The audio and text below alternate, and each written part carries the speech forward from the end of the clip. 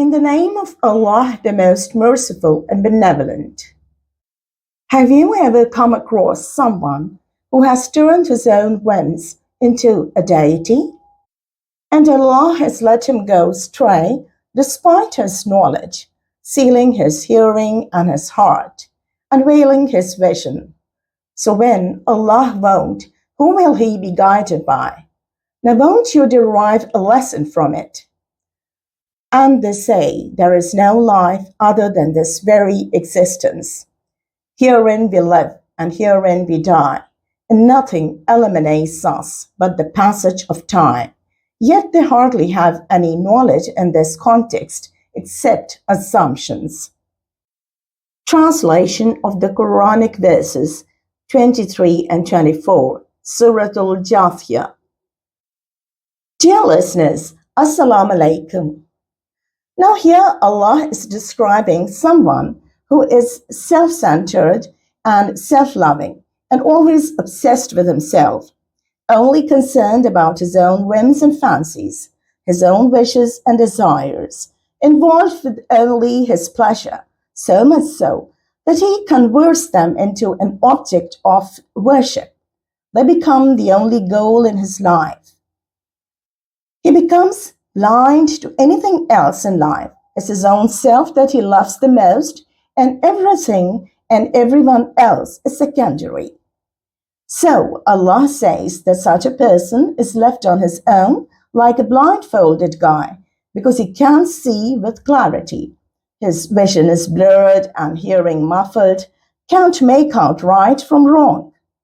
Despite his knowledge, he is unable to differentiate the truth from the falsehood.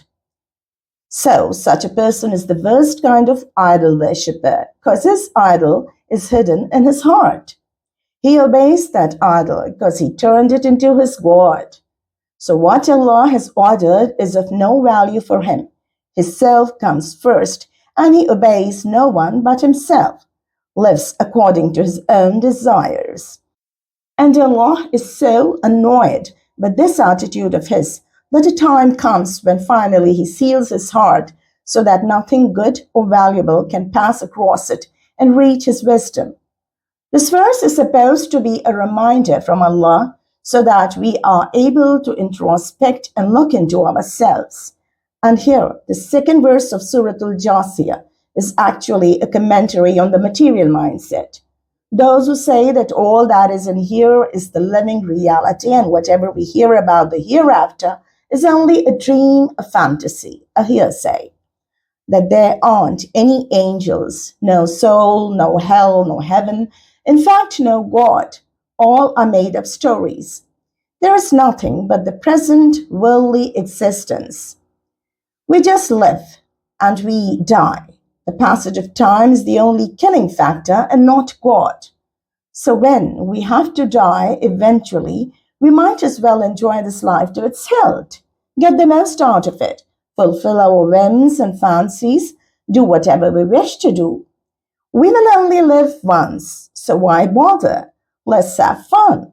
And when there is no concept of being answerable for your deeds, then it really makes no difference whatsoever.